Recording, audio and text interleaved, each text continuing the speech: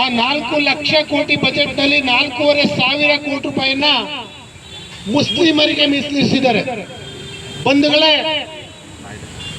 ಕಾಂಗ್ರೆಸ್ನವರು ಸಂವಿಧಾನದ ಬಗ್ಗೆ ಇಡೀ ದೇಶದಲ್ಲಿ ಭಾಷಣ ಮಾಡ್ತಾರೆ. ಸಂವಿಧಾನದ ಯಾವ ಪುಟದಲ್ಲಿದೆ ಧರ್ಮಕ್ಕೆ ಮೀಸಲಾತಿ ಕೊಡಬೇಕು ಅಂತೇಳಿ? ಧರ್ಮಾಧಾರಿತ ಮೀಸಲಾತಿ ನಮ್ಮ ದೇಶದಲ್ಲಿ ಇಲ್ಲ, ಸಂವಿಧಾನದಲ್ಲಿ ಇಲ್ಲ. 4,000 ಕೋಟಿ ರೂಪಾಯಿಯನ್ನ ಸ್ಪೆಸಿಫಿಕ್ ಆಗಿ ಮುಸ್ಲಿಮರಿಗೆ ಅಂತ ಮೆನ್ಷನ್ ಮಾಡಿದ್ದಾರೆ. ಅದಲ್ಲದೆ 4% ಮೀಸಲಾತಿಯನ್ನ ಮುಸ್ಲಿಮರ ಗುತ್ತಿಗೆ ಟೆಂಡರ್ ನಲ್ಲಿ ಮೀಸಲಿರಿಸಿದೆ. ಸ್ವಾಮಿ, ಇದು ಯಾವ ಮೀಸಲಾತಿ, ಯಾವ ಸಂವಿಧಾನದಲ್ಲಿದೆ? ಇದು ಧರ್ಮಾಧಾರಿತ ಮೀಸಲಾತಿ ನಮ್ಮ ದೇಶದಲ್ಲಿ ಸಂವಿಧಾನದಲ್ಲಿ ಇದೆಯಾ? ಮಾನ್ಯ ರಾಹುಲ್ ಗಾಂಧಿ ಅವರು, ಕಾಂಗ್ರೆಸ್ಸಿನ ರಾಷ್ಟ್ರೀಯ ನಾಯಕರುಗಳು, ಸಿದ್ದರಾಮಯ್ಯನವರು, ಡಿ.ಕೆ. ಶಿವಕುಮಾರ್ ಅವರು ಸಂವಿಧಾನದ ಬಗ್ಗೆ ಗಂಟೆಗಟ್ಟಲೆ ಮಾತಾಡ್ತಾರೆ, ನಾವು ಸಂವಿಧಾನದ ರಕ್ಷಕರು ಅಂತೇಳಿ. ಆದರೆ ಸಂವಿಧಾನದಲ್ಲಿ ಧರ್ಮಾಧಾರಿತ ಮೀಸಲಾತಿ ಎಲ್ಲಿಯೂ ಕೂಡ ಇಲ್ಲ. ಆದರೂ ಕೂಡ ಈ ರಾಜ್ಯದಲ್ಲೇ ಮುಸ್ಲಿಮರನ್ನ ಓಲೈಸುವ ಒಂದೇ ಉದ್ದೇಶದಿಂದ 4,000 ಕೋಟಿ ರೂಪಾಯಿ ಅನುದಾನವನ್ನ ಮೀಸಲಿರಿಸ್ತಾ ಇದ್ದಾರೆ. ಅಷ್ಟೇ ಅಲ್ಲ, 4% ಗುತ್ತಿಗೆ ಟೆಂಡರ್ನಲ್ಲಿ ಮುಸ್ಲಿಂ ಸಮುದಾಯದವರಿಗೆ ಮೀಸಲಿಟ್ಟಿದ್ದಾರೆ. ಇದರ ಅರ್ಥ ಏನು? ಈ ದೇಶದಲ್ಲಿ ಅನ್ಯಾಯಕ್ಕೊಳಗಾಗ್ತಾ ಇರೋರು ಹಿಂದೂಗಳು, ಭಾರತೀಯರು. ಅದರಲ್ಲಿ ನಮ್ಮನ್ನ ಬೈಫರ್ಕೇಶನ್ ಮಾಡುವಂತ ಕೆಲಸವನ್ನ ಈ ದೇಶದಲ್ಲಿ ಕಾಂಗ್ರೆಸ್ ಮಾಡ್ತಾ ಇದೆ. ಇದನ್ನ ಕೇಳಲಿಕ್ಕೆ ಹೋದಂತ ನಮ್ಮ ಶಾಸಕರುಗಳನ್ನ 18 ಜನರನ್ನ ಇವತ್ತು ಅಮಾನತ್ನಲ್ಲಿ ಇಟ್ಟಿದ್ದಾರೆ. ಮಾನ್ಯ ಸಭಾಧ್ಯಕ್ಷರು ಯಾವುದೇ ಪಕ್ಷದ ಸದಸ್ಯರಲ್ಲ, ಒಂದ್ಸರಿ ಸಭಾಧ್ಯಕ್ಷರಾದ್ಮೇಲೆ. ಆದ್ರೆ ಅವರು ಸಭಾಧ್ಯಕ್ಷರಾಗಿ ನಡೆದುಕೊಂಡ ರೀತಿ ಅಂತದ್ದು, ಆ ಸ್ಥಾನಕ್ಕೆ ಅಗೌರವ ತರುವಂತದ್ದು. ಯಾರು ಸಂವಿಧಾನ ಬಾಹಿರವಾದಂತ ತೀರ್ಮಾನವನ್ನ ತೆಗೆದುಕೊಳ್ಬೇಡಿ ಅಂತಕ್ಕಂಥ ಹೋರಾಟವನ್ನ ಮಾಡ್ಲಿಕ್ಕೆ ಹೊರಟಂತ 18 ಶಾಸಕರನ್ನ, ಬಿಜೆಪಿ ಶಾಸಕರನ್ನ ಇವತ್ತು 6 ತಿಂಗಳ ಕಾಲ ಅಮಾನತಿನಲ್ಲಿ ಇಟ್ಟಿದ್ದಾರೆ. ಹೇಗೆ?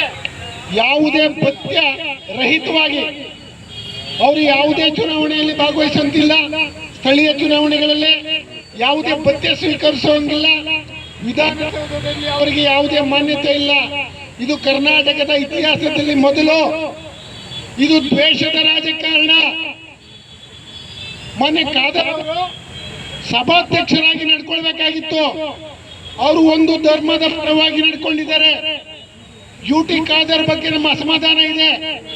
ಯುಟಿ ಖಾದರ್ ಅವರು ಒಂದು ಧರ್ಮದ ಪ್ರತಿನಿಧಿಯಾಗಿ ಅಲ್ಲಿಲ್ಲ, ಸರ್ವಧರ್ಮದ ಪ್ರತಿನಿಧಿಯಾಗಿ ಅಲ್ಲಿ ನಡ್ಕೊಳ್ಬೇಕಾಗಿತ್ತು.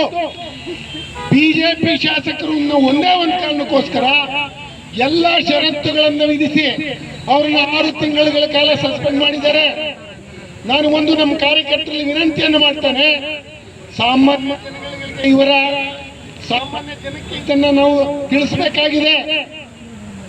4 ಲಕ್ಷ ಕೋಟಿಯಲ್ಲಿ ನಮ್ಮ ಅಭಿವೃದ್ಧಿಗೆ ಎಷ್ಟು ನಮ್ಮ ಘನ ಶಾಸಕರು, ಮಾನ್ಯ ಶಾಸಕರು ಹೇಳಿದ್ರು. ಯಾವುದೇ ನಿಗಮ ಮಂಡಳಿಗಳಿಗೆ 1 ಪೈಸೆ ಕೊಟ್ಟಿಲ್ಲ. SC ST ಅಂತ ಹೇಳ್ತಾರೆ, ಅವರಿಗೆ ಕೊಟ್ಟಿದ್ದಂತ ಅನುದಾನವನ್ನು ಕಡಿತಗೊಳಿಸಿದ್ದಾರೆ. ಯಾವುದೇ ಅನುದಾನವನ್ನು ನೀಡಿಲ್ಲ. ಒಕ್ಕಲಿಗ ಇರ್ಬೋದು, ವಾಲ್ಮೀಕಿ ಇರ್ಬೋದು, ಕುರುಬ ಜನಾಂಗ ಇರ್ಬೋದು, ಬೇರೆ ಬೇರೆ ಜನಾಂಗದವರಿಗೆ ಅನುಕೂಲ ಆಗಬೇಕು ಅಂತಕ್ಕಂಥ ಉದ್ದೇಶದಿಂದ ಮಾನ್ಯ ಯಡಿಯೂರಪ್ಪನವರ ನೇತೃತ್ವದಲ್ಲಿ ಯಾವ ನಿಗಮಗಳನ್ನ ಸ್ಥಾಪಿಸಿದ್ರು. ಕಾಡುಗೊಲ್ಲ ಇರ್ಬೋದು, OBCಗೆ ಸಂಬಂಧಪಟ್ಟಂತ ನಿಗಮಗಳಿರ್ಬೋದು, 1 ರೂಪಾಯಿಯನ್ನು ಕೊಡದೇನೆ ಈ ರಾಜ್ಯದಲ್ಲಿ ಇರ್ತಕ್ಕಂಥ ಮುಸಲ್ಮಾನರಿಗೆ ಅನುಕೂಲ ಆಗಲಿ ಅಂತ ಒಂದೇ ಒಂದು ಕಾರಣಕ್ಕೋಸ್ಕರ ಬಜೆಟ್ ನಲ್ಲಿ ಇರ್ತಕ್ಕಂಥ ಹಣವನ್ನು 4,000 ಕೋಟಿಯನ್ನ ನಿಗದಿ ಮಾಡಿದ್ದಾರೆ. ಇದನ್ನು ನಾವು ಹೇಳಬೇಕಾಗಿದೆ. ನಾವು ಮುಸ್ಲಿಂ ವಿರೋಧಿ ಅಲ್ಲ, ಆದ್ರೆ ಸಿದ್ದರಾಮಯ್ಯನವ್ರು ಮಾಡ್ತಾ ಇರ್ತಕ್ಕಂಥ ಎಲ್ಲ ಕೆಲಸಗಳು ಹಿಂದೂ ವಿರೋಧಿ, ಅಲ್ಪಸಂಖ್ಯಾತರ ಪರ ಅಷ್ಟೇ, OBC ವಿರೋಧಿ, ಎಲ್ಲ ಜನಾಂಗಗಳ ವಿರೋಧಿ ಇವರು, ದಲಿತ ವಿರೋಧಿ ಇವರು. ಆ ವಿಷಯವನ್ನು ನಾವು ಸಾಮಾನ್ಯ ಮತದಾರರಿಗೆ, ಸಾಮಾನ್ಯ ಜನಗಳಿಗೆ ತಿಳಿಸಬೇಕಾಗಿದೆ. ಇವತ್ತು ಅದು ಮಾನ್ಯ ಸಿದ್ದರಾಮಯ್ಯನವರ ನೇತೃತ್ವದ ಕರ್ನಾಟಕದ ಕಾಂಗ್ರೆಸ್ ಸರ್ಕಾರ, ಅವರ ಮಂತ್ರಿಗಳು, ಕ್ಯಾಬಿನೆಟ್ ಸಚಿವರು ಸಭೆಯಲ್ಲಿ ನಿಂತ್ಕೊಂಡು, ವಿಧಾನಸಭೆಯಲ್ಲಿ ನಿಂತ್ಕೊಂಡು ಹೇಳ್ತಾರೆ ನಮ್ಮ ಹನಿ ಟ್ರ್ಯಾಪ್ ಆಗ್ತದೆ ಅಂತೇಳಿ. ಸಿದ್ದರಾಮಯ್ಯವರು ನಾಲಾಯಕ ಎದುರುಗಡೆ ಕೂತಿದ್ದಾರೆ, ಅವರ ಮಂತ್ರಿಗಳಿಗೆ ಅಲ್ಲಿ ಸೇಫ್ ಇಲ್ಲ. ಇನ್ನೊಬ್ಬ ಮಂತ್ರಿ ಸತೀಶ್ ಜಾರಕಿಹೊಳಿ ಹೇಳ್ತಾರೆ ಒಂದಲ್ಲ ಎರಡಲ್ಲ ಸುಮಾರು 400 ಜನಕ್ಕೆ ಹೆರಿ ಟ್ರಾಪ್ ಆಗಿದೆ ಅಂತೇಳಿ. ಸಿದ್ದರಾಮಯ್ಯವರು ಅದೇ ವಿಧಾನಸಭೆ ಕೂತಿರ್ತಾರೆ, ಮಾಡಿರ್ತಕ್ಕಂಥ ದುರ್ತ ಕೂಡ ಅಲ್ಲೇ ಅಕ್ಕಪಕ್ಕ ಯಾರು ಕೂತಿರ್ತಾರೆ. ಇವರಿಗೆ ಅವ್ರು ಕಂಡುಹಿಡಿತಕ್ಕಂಥ ತಾಕತ್ತು ಇಲ್ಲ, ಯಾರು ಅಂತ ಹೇಳ್ತಕ್ಕಂಥ ದಮ್ಮು ಇಲ್ದಂಗಾಗಿದೆ ಇವತ್ತು. ಇಂತಹ ಒಂದು ಸರ್ಕಾರದ ಕೆಳಗಡೆಗೆ ಒಂದು ಸುಸಂಸ್ಕೃತ ಕರ್ನಾಟಕದ ಜನ ಹೇಗೆ ಬಾಳ್ತಾ ಇದೀವಿ ಅಂತ ಹೇಳೋದಕ್ಕೆ ತಲೆ ತಕ್ಷಣ ಬಾಳ್ತಕ್ಕಂಥ ಪರಿಸ್ಥಿತಿ ನಿರ್ಮಾಣ ಆಗಿದೆ. ಒಂದ್ ಕಡೆಗೆ ವಿಪರೀತ ಮುಸ್ಲಿಂ ತುಷ್ಟೀಕರಣ. ಭಾರತದ ಸಂವಿಧಾನದಲ್ಲಿ ಬಾಬಾ ಸಾಹೇಬ್ ಅಂಬೇಡ್ಕರ್ ಹೇಳಿದ್ರು ಧರ್ಮವಾದ ಇದನ್ನ ಕೊಡಬಾರ್ದು, ರಿಸರ್ವೇಶನ್ ಕೊಡಬಾರ್ದು ಅಂತೇಳಿ. ಯಾರು ಹಿಂದುಳಿದವರಿದ್ದಾರೆ, ಯಾರು ದಲಿತರಿದ್ದಾರೆ ಅವರಿಗೆ ಕೊಡಿ ಸ್ವಾಮಿ, ಯಾರು ಬೇಡ ಅಂತಾರೆ. ಆದ್ರೆ ತುಷ್ಟೀಕರಣಕ್ಕೋಸ್ಕರ ನಿಮ್ಮ ವೋಟ್ ಬ್ಯಾಂಕ್ ಓಲೈಸಿಕೊಳ್ಳೋದಕ್ಕೋಸ್ಕರ 4% ಯಾವುದರಲ್ಲಿ ಸಿವಿಲ್ ವರ್ಕ್ಗಳಲ್ಲಿ, ಆ ಸಿವಿಲ್ ವರ್ಕ್ ಮಾಡೋರು ಯಾರು? ಕಾಂಗ್ರೆಸ್ ಸರ್ಕಾರದಿಂದ ಸಹಜವಾಗಿ ಕಾಂಗ್ರೆಸ್ ಕಾರ್ಯಕರ್ತರುಗಳೇ, ಕಾಂಗ್ರೆಸ್ ಹಿಂದೂ ಕಾರ್ಯಕರ್ತರು ತಲೆ ಮೇಲೆ ಚಪ್ಪಲಿ ಎಳೆದುಬಿಟ್ರು ಈ ಮುಸ್ಲಿಂ ಓಲೈಕೆಯಿಂದ ಸಿದ್ದರಾಮಯ್ಯವರು. ಇವತ್ತು ಕಾಂಗ್ರೆಸ್ ಅವರು ಬದುಕಂಗಿಲ್ಲ, ಹಿಂದೂಗಳು ಬದುಕಂಗಿಲ್ಲ, ಬಿಜೆಪಿ ಅವರು ಬದುಕಂಗಿಲ್ಲ.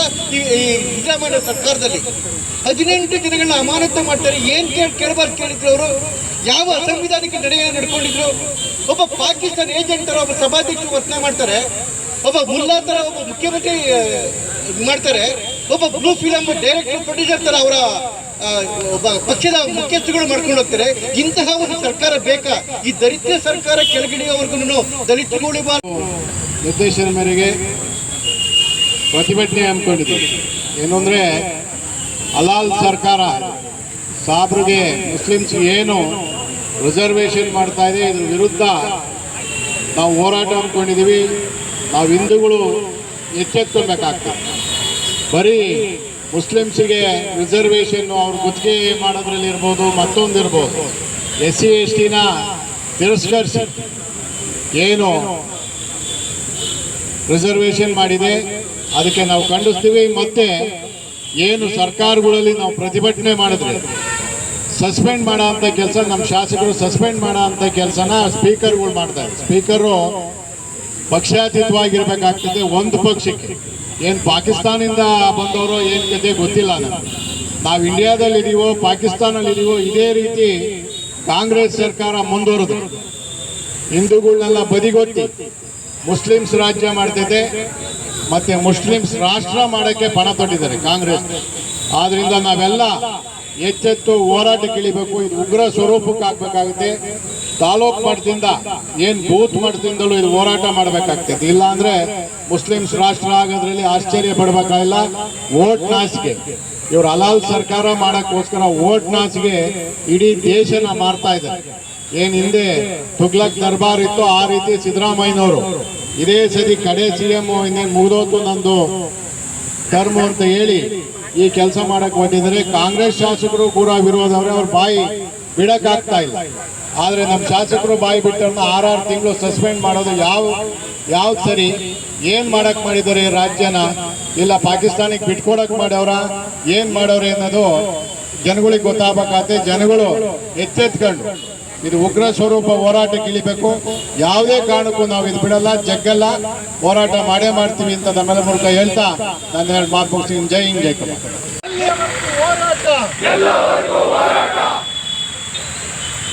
ಆಡಳಿತದ ಪರನ್ನು ತೆಗೆದುಕೊಂಡಿರುವ ಸಭಾಧ್ಯಕ್ಷರಿಗೆ ಬೇಕೇ ಬೇಕು, ಬೇಕೇ ಬೇಕು. 18 ಶಾಸಕರನ್ನು ಅಮಾನತುಗೊಳಿಸಿರುವ ಕಾಂಗ್ರೆಸ್ ಸರ್ಕಾರಕ್ಕೆ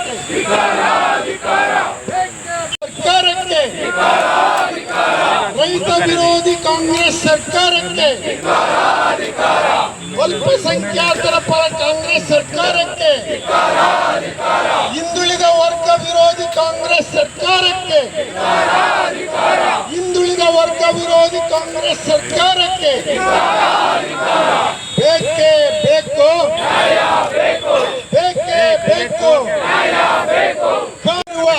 ಮೀಸಲಾತಿ ಮಂಡಿಸಿದ್ದಕ್ಕೆ ಪ್ರಮುಖರು ಇಲ್ಲಿಗೆ ಆಗಮಿಸಬಹುದಾಗಿ ಕೇಳ್ಕೊಳ್ತಿದ್ದೇವೆ.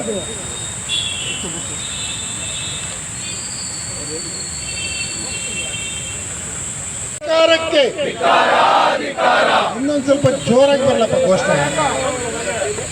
ಮುಸ್ಲಿಂ ಪರ ಬಜೆಟ್ ಮಂಡಿಸಿರುವ ಸಿದ್ದರಾಮಯ್ಯ ಸರ್ಕಾರಕ್ಕೆ ಇದು ಆಡಳಿತಂಗಿನ ಬೇಕೇ ಬೇಕು. ಮುಸ್ಲಿಂ ಪರ ಬಜೆಟ್ ಮಂಡಿಸಿರುವ ಸಿದ್ದರಾಮಯ್ಯ ಸರ್ಕಾರಕ್ಕೆ ಮುಸಲ್ಮಾನರಿಗೆ ಶೇಕಡ 4% ಮೀಸಲಾತಿಯನ್ನ ಕೊಟ್ಟಿರುವ ವಿರುದ್ಧ ಮತ್ತು 18 ಜನ ಬಿಜೆಪಿ ಶಾಸಕರನ್ನ ಅಮಾನತು ಮಾಡಿರುವ ವಿರುದ್ಧವಾಗಿ ನಮ್ಮ ತುಮಕೂರು ಜಿಲ್ಲಾ ಬಿಜೆಪಿ ವತಿಯಿಂದ